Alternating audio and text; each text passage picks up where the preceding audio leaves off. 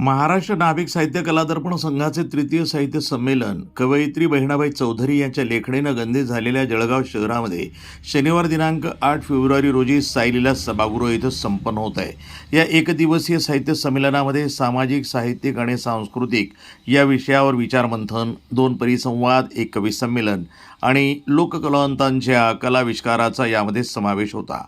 भगवान चित्ते हे संमेलनाध्यक्षपदी तर उद्घाटक म्हणून प्राध्यापक डॉक्टर विष्णुकांत चटपल्ली हे होते। नाभिक समाजामध्ये अनेक प्रतिभावंत साहित्यिक आणि कलावंत आहेत, परंतु त्यांना हक्काचं स्थान मिळत नसल्यानं हे ते प्रकाशात येत नाहीत। परिणामतः त्यांची प्रतिभा दडून राहते। समाजातील अशा या सर्व प्रथितयश आणि नवोदित साहित्य आणि कलाप्रेमी आणि लोककलावंतांना हक्काचं स्थान मिळावं या सार्थ हेतूनं महाराष्ट्र नाभिक साहित्य कला दर्पण संघाची स्थापना 2019 मध्ये करण्यात आली होती। अमरावती इथं दिनांक 9 नोव्हेंबर 2019 तर द्वितीय साहित्य संमेलन शेगाव इथं 8 मार्च 2022 रोजी अत्यंत यशस्वीरित्या संपन्न झालं होतं। त्यानंतर आता हे तिसरं साहित्य संमेलन जळगाव इथं होऊ घातलंय।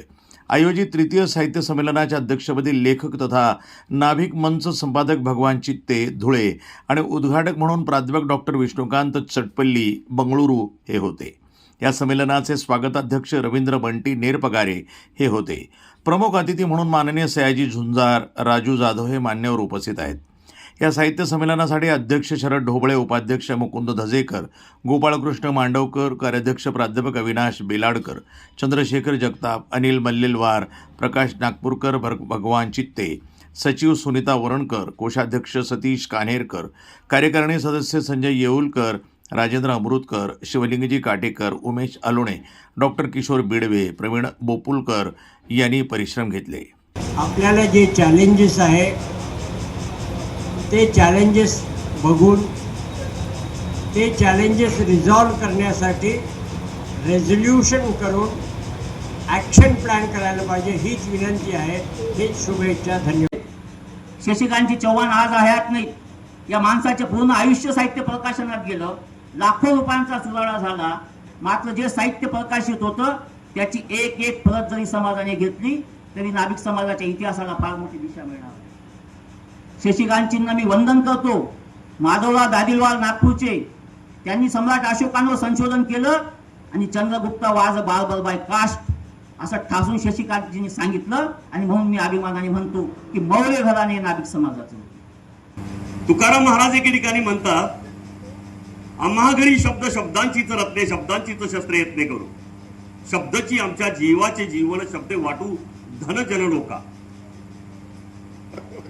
शब्दांपासून वाक्य बनतं, वाक्यापासून लेख बनतो, लेखापासून कथा बनतात आणि कथेपासून साहित्याची निर्मिती होते। आणि एखाद्या समाजामध्ये समाजाच्या वतीनं साहित्य निर्मिती व्हावी आणि त्याचं साहित्य संमेलन भरवलं जावं, हे अतिशय दुर्मिळ उदाहरण नाभिक समाजाच्या बाबतीत या ठिकाणी होतं, याचा मला सार्थ अभिमान आहे। आपली साहित्य परंपरा जी आहे ती सेना महाराजांच्या पासून आहे। हे सेना महाराजांच्या साहित्याचा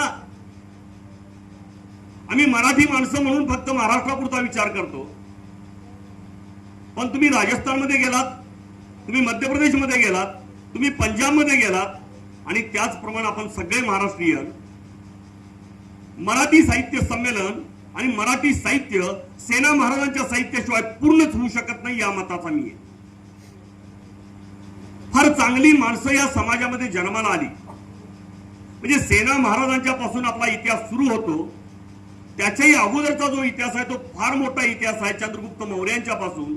पण मी सर्वसाधारण आपल्याला ज्ञात असणाऱ्या सगळ्या गोष्टींबद्दल या ठिकाणी बोलताना सेना महाराजांच्या पासून जिवाजी का महाले, शिवाजी काशी ते इथपर्यंत अगदी कर्पुरी ठाकूर यांच्यापर्यंतचा जो इतिहास आहे, त्यामध्ये या दरम्यानच्या काळात येणारे जेवढे लोक आहेत त्या सगळ्यांनी समर्पण दिलंय, त्यांनी योगदान दिलंय आणि त्यातून निर्माण झालेला समाज म्हणजे नाभिक समाज।